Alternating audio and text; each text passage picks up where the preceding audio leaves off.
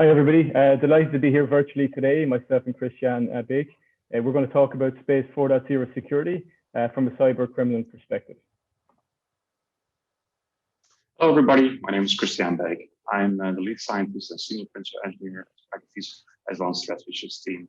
In my day-to-day job, me and my team, we research nation-state threats and malware around the globe.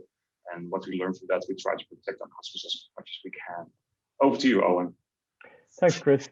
Yeah, and I focus on platform security defenses, security architecture, and enterprise protocols. So very relevant to some of the research we're going to talk here today. And if on the next slide we talk about some of the research we have done in Space 4.0. We've been cited in Forbes, and we also spoke at the CYSAT government conference a couple of months back. So what is McAfee's Advanced Threat Research team, and what is our role? Well, I already told you in my introduction that my part of the team is really focused on nation-state kind of activities, the ransomwares, and all kind of things like that. But also we have like a part of the team where Eoin is part of that really looks into the vulnerabilities of products and things. And I think honestly, Eoin, you and I are really space fans. We love technology into space. I think that's some of the things we'd love to do. And as you can see in my back here, in my screen, you see already some Legos on space stuff.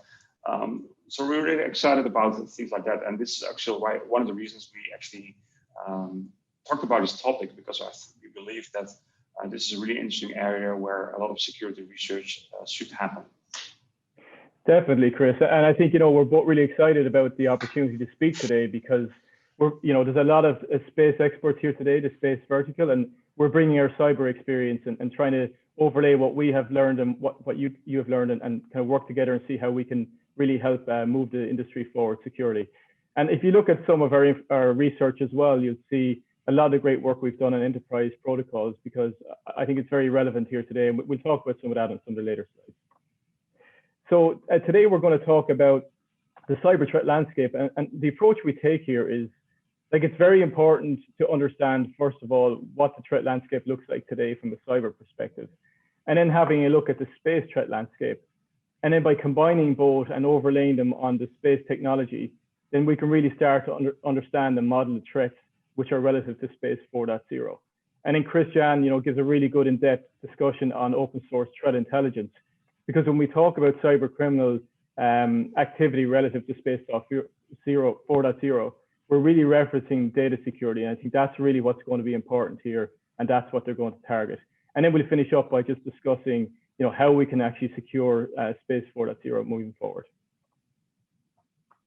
So why this talk? And of course, it's like a very funny picture here, but it's a lot about, I would say, the truth we see in reality as well when we look at different security approaches from products. Like in many cases, things are designed on the left side, right? You plan for a product, you plan for something beautiful to be released. And then there's a design, there's a development, there's a test.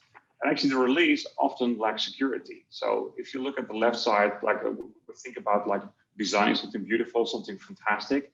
But at the end, when it's released, it's lacking functionality, made of business decisions, made of decisions made for a money purpose. And Eoin and myself have years of experience in the security industry, and we have seen so many products and things passing by which we tested, where from the outside it looked very promising and very fantastic. But actually, when you did a deep dive on the security, like the protocols or the hardware implementation or things like that, there were some serious risks that actually could put society in danger. So, as I mentioned before, we both love space, we love the technology, and that's actually why we decided, look, with the booming business enterprise around Space 4.0 and putting low orbit satellites in space and ground stations as a service, how secure is that, and how secure should it be? So that's actually why we started to research this topic and actually are doing this talk.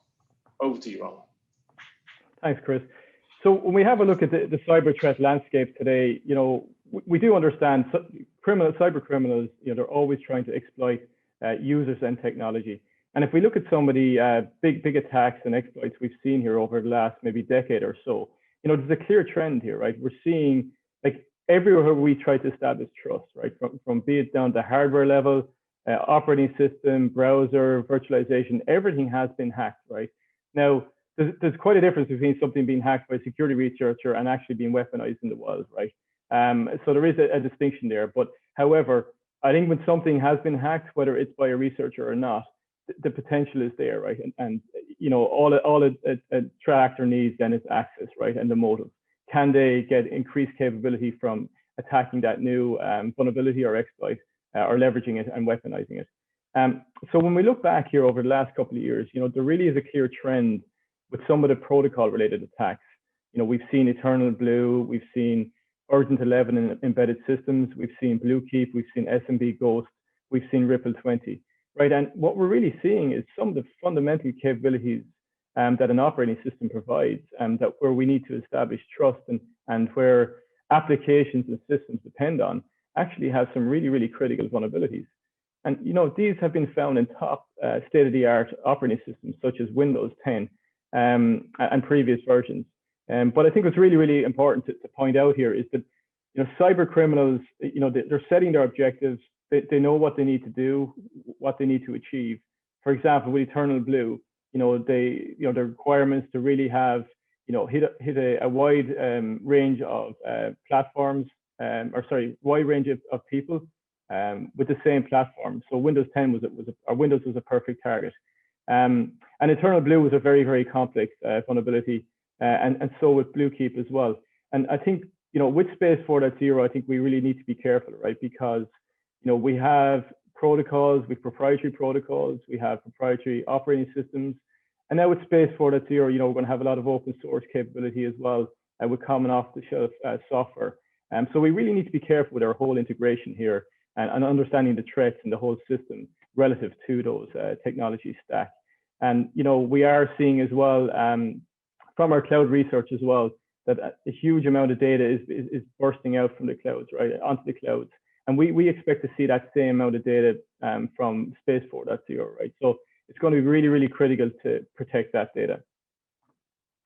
So I just want to highlight something here, and this is some research we've done when we were working on the Bluekeep vulnerability or exploit.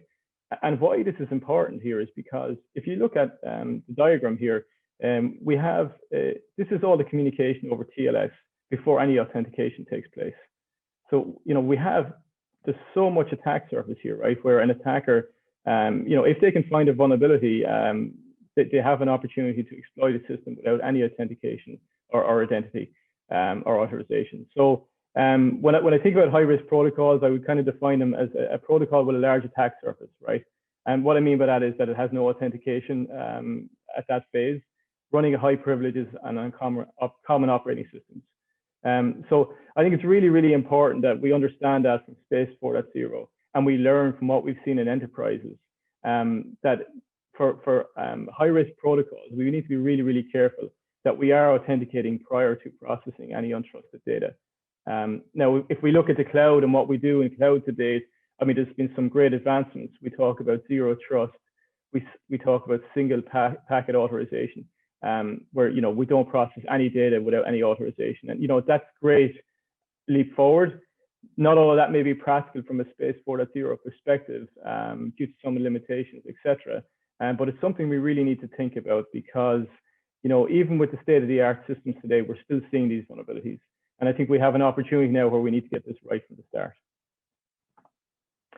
So if we think about the space cyber threat landscape, you know, and like it's kind of like most of the attacks really, you know, we've seen have been related to VSATs, but we have seen, like, as far back as 2008, we have actually seen the Johnson Space Center, which was infected by malware, and then that malware was used to target out-of-date onboard operating system on the satellite itself.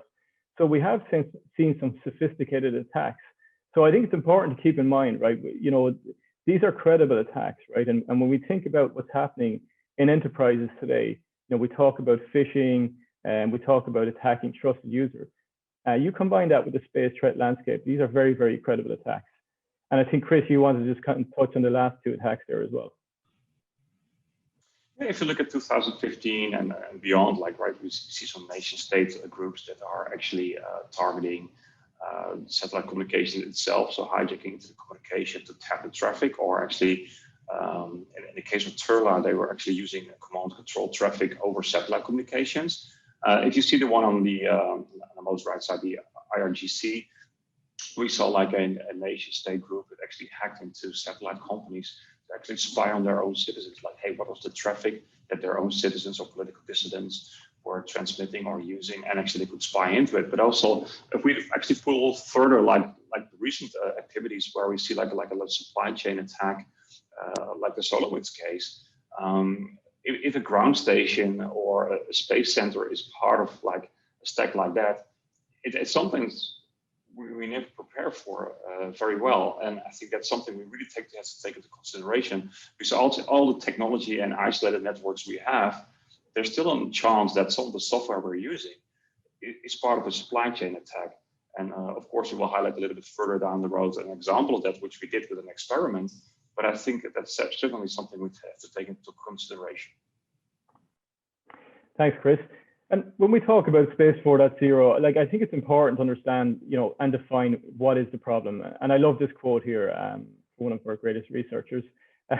So, how do we prevent threat landscape challenges emerging within 4.0? So we know what the threat landscape looks like, right? In cyber today, in enterprise, in consumer, right? We learn from what we know, what's happened in the past, and we try and apply that to securing the future. And I think when we look at this here, there's kind of four distinct changes from a technology stack or ecosystem perspective.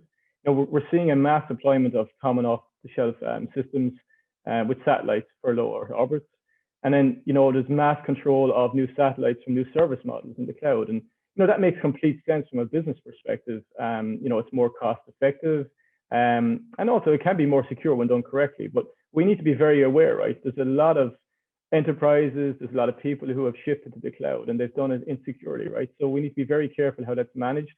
And also it's a single point of attack, right? I mean, if we have a lot of space constellations which are being controlled from these areas, they're going to come under targeted attacks. And then, as we spoke about the internet connectivity of protocols and systems, we've seen, even in the state-of-the-art systems today, we see vulnerabilities in protocols. On a yearly basis, we're seeing a couple a year, and we document a lot of that, and we research it on our blogs. And I think the other thing as well to remember is how important the data is, right?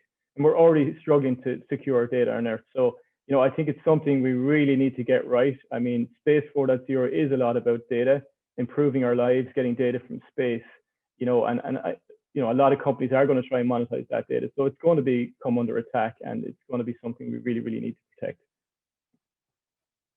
And I think that the last thing I want to actually point out here is that, I've trained a lot of security architects and security engineers over the years. And the one thing I always say is, like, if you had 1 hour to do a security assessment, I would spend 50 minutes definitely, or 45 minutes, understanding how the system works, right? Because it's well and good just to dive in and look for vulnerabilities. But I mean, you really, really need to understand the context of your deployment, how something works.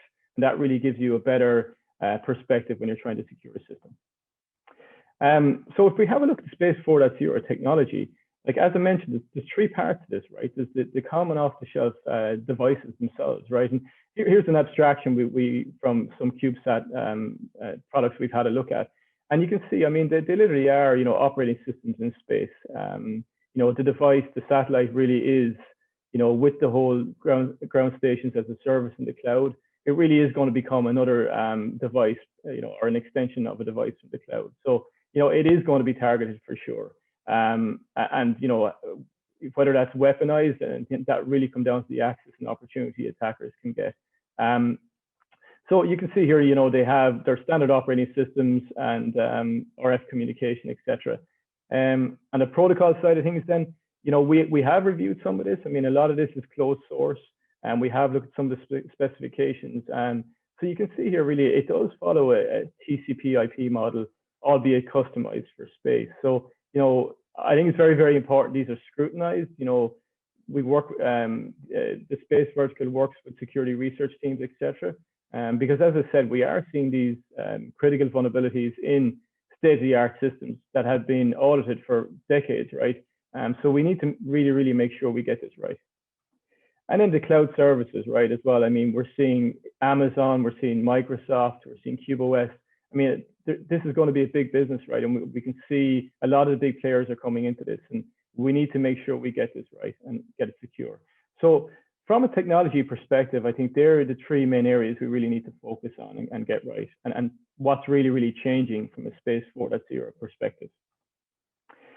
Now, when we think about like what are we doing differently, or what do we need to do differently from a Space 4.0 perspective, and I think the attack classification evolution is really critical here, because there's a different perspective required, right? When you come from a cyber perspective, we're not space vertical experts, we're cyber experts, but we're trying to overlay what we know and our experience so that it can be leveraged by vertical space experts. And when you look at the attack classes, you know, we really need to, I think, separate those out and redefine them, because like when you look at it, you know, there's a lot more connectivity now in the ecosystem. You know, we potentially have space to cloud attacks. You know, the satellite literally will be another device. So we really need to think about different attack classes. And then the ecosystem layers, right? Because from a threat agent perspective, right, you know, the general characteristics are they have motives, capabilities, but they also need access and opportunity. So really understanding your trust boundaries, and from an ecosystem perspective, breaking down it into subsystems so you can really understand where you need to put your protection and detection so you can get good visibility. So now that we understand, you know, some of the technology and also some of the cyber threat landscape and space landscape, it's time to really have a look at the entire ecosystem and try and model some of these threats. Now, when we had a look at this, we really looked from the perspective of, look, what are we actually seeing happening in the world today on the enterprise? And when you look at this here, myself and Christian, you know, we spent a lot of time looking at this, and Christian has a lot of experience in threat intelligence, and I've done a lot of security architecture as well. So by working together, we've really kind of, I think, fine-tuned this and made it very, I think, something that can be leveraged within the vertical space community. So from an internet connectivity perspective, once we hook up a satellite to the internet, right, be it directly or indirectly, the whole threat model changes, right? So it's very, okay, it's great to have all that data, but we really need to make sure that we are not opening ourselves up, right, to the next Mira botnet or WannaCry worm that's going to propagate through space. Now that might sound a little bit far out there, but you know, when we connect it up, like I said, to the dark web, we have open ground stations like SatNogs. We have third-party access. We've all seen what happened with SolarWinds, you know, where from a software perspective, but also third parties may have access to our infrastructure, right? Because we may be sharing infrastructure, etc. And then we have ground station as a service credentials for access to the cloud. There's a lot of moving parts here, right? And trust boundaries and subsystems that need to be secured from an overall ecosystem perspective. And also bear in mind, right, from an enterprise perspective, we need to think about the current major challenges that we have, like phishing, right, and trusted insiders. They're still a major threat, right? So bear that in mind, right? Even when you secure your system, you know, there are some really weak links there that are very difficult to secure. You need to make sure you have good visibility and detection in there. So to keep in the theme of space with the different layers you have in space, there's also different layers if you look at from a cloud perspective in ground station as a service. So as you can see from the bottom up, there's an infrastructure, right? It's a connected infrastructure where on top of that you have virtual machines. Those virtual machines are running applications called Kubernetes, for example, and they're running containers. And each layer has like a different set of security, but also challenges to secure or risk. Next slide, please, Owen. So for example, if you talk about the access layer, from like a host perspective, okay, the cloud admin needs to have access to the cloud control layer, but also there needs to be standard access to the network or the computing layers, but also there's an access source to the files. If you don't secure those properly, you also have a challenge over there that people could actually access your files, or maybe at worst point, if you have access as a cloud admin, you actually, like famous Lord of the Rings, one serves them all. You can actually access multiple ground stations that are actually rented out to customers. So that's something you really need to think about. Like if you have cloud access or standard access, to properly secure those for your organization. Next one, please. And so, for example, if we mention here like another one, like standard credentials, how often do we see that standard credentials are still being used? Or we have a very good developer that writes code, pushes it to GitHub, and forgets to actually erase the credentials out of his code. And it's public. You can actually get those codes and the credentials out there. But also, if you see, for example, the incorrect permissions, if you think about like the Amazon buckets there where files and documents are hosted, if you don't put the proper permissions on those ones, they are global, worldwide readable. So you can actually download configurations, you can actually download documents that might reveal the architecture of your new satellite or some other things. And last but not least, software bugs. Even in the software that is being used in ground station as a service, since there's a lot of like open source community and open source written code, we often find bugs in those ones. Actually, if you find those bugs, it doesn't always mean that's only applicable for you, but it also could mean that actually you can jump from one layer to another layer and actually abuse those bugs to have far more access than desired. Next one over. So to me, like in the past, we talked about, okay, let's hack some satellite or hack into space. It looked like really far away. Actually, I need to have physical access maybe to a ground station, or I need to hook up some large antennas on the roof of my house and start to do some stuff. But honestly, with the open community, and honestly, there's so much trust within the scientific world around sharing data. It's not that difficult to find actually sources of data. And what we have in our team is, for example, a system that is scraping the internet for exactly stuff I just mentioned, keys or passwords in GitHub, open code repositories, or we look for keywords like satellite or telemetry in open databases. So as you can see over here, I found like a configuration screen of a certain satellite service. I found telemetry, which I could download without any credentials. Or you can see I could download images from several locations around the world from satellites that actually were accessible for me to have a look at it.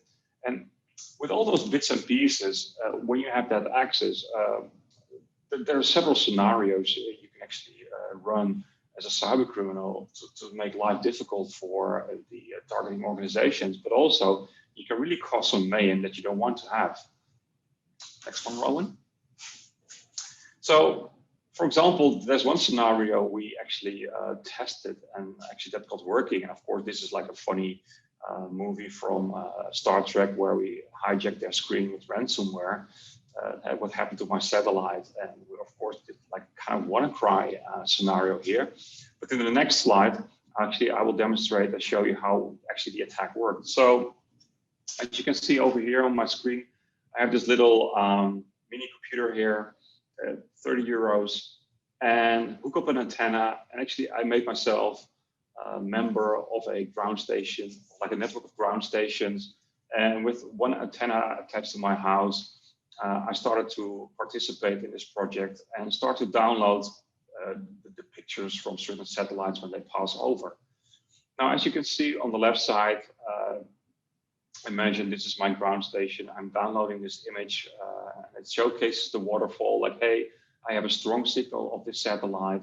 It proves that I've found this satellite. I'm tracking the right angle. I'm tracking everything right. I have a good signal. And part of that project is actually that when you download or actually you generate that image will be uploaded to a database from the project. Well, so what I did is actually like, okay, here is my ground station. Before it transmits towards the database, I have like a stopping there. So I actually interrupt the traffic. Actually, I manipulate the file. So you can see here in a little bit in the blue, you see like I have included a file called sync.exe. So in the image, I hide a small file. And then actually I say like, okay, I just stopped you for a moment, but now you can continue. Now the file is nicely being transmitted up to the database. And everyone actually that is looking at my file and opening my image file, the executable will be executed, and suddenly the whole network is infected with ransomware. And actually, this is a feasible attack. We tested this. This is working. And what is the caveat here is that people trust the images. People don't expect anything to be hidden or in the payload.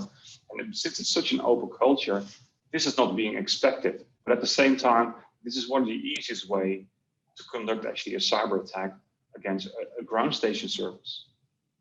Owen, over to you. Thanks, Christiaan. That's a brilliant insight. And when we talk then about securing space 4.0, I think there's a lot can be done. A big effort, but I also think learning from some of the systems, frameworks, architectures we have in place currently on the enterprise side and in the past. I think it's really, really important we leverage all that. And for example, Space 4.0 MITRE attack, I think this is something that could be hugely valuable and something really that needs to get some momentum. Because like when we look at the MITRE attack for enterprise and cloud, etc., it's been a huge valuable asset, right? Because it really helps organizations and verticals understand like what's actually happening in the world. What attacks do I need to worry about? And then the technical controls to put around those to prevent and actually detect those attacks. Well, more so about detecting the attacks. So I think from a Space 4.0, I mean, there's a lot we can do here. I think one of the most critical pieces really is, I think, MITRE attack. I think we really need to start looking at that for Space 4.0. And also as we start to see attacks happening in the world, I think this will foster, a common language and ability to really understand what technical controls are required and understand really what's happening in the threat landscape itself. So just to finish up then, I think we have two questions. And first one, maybe just ask you, Christiaan, recommendations you might have for satellite operators to put into action right now. Well, I think as I demonstrated the open source intelligence culture, like there's so many open sources where people stash their data, which is actually being pulled around the world. The little ransomware scenario example I gave, think about those locations. If you have locations where you exchange data with peer institutes or other scientific experiments, please think about secure those, because as I showed you, if I can access that without username password, cybercriminals can that too. And it's easy for them to pick large targets like that. And honestly, you don't want this to happen. So I think this is one of the easiest things to think about, like when you share your data, please do it in a secure stored way. Thanks, Chris. And if I think about like what risks should operators mitigate with the highest priority, I think really the risks are what you don't know, right? I mean, like right now, there's so many different subsystems within this ecosystem for Space 4.0, which we highlighted in our threat model. And I think it's really, really important to understand your connectivity, where those trust boundaries end within the subsystems, who has credentials, for example, your third-party suppliers, what software you're using, etc. You're only going to be as strong as your weakest link. Are you, like Christiaan showed there with SatNogs, are you hooking up to open source ground stations? So it's really, really important to understand how your whole ecosystem is connecting up to the internet and who you're connecting with, etc. So I think that's a really, really high priority. I'd just like to thank everybody for your time today and enjoy the rest of the conference. And thank you.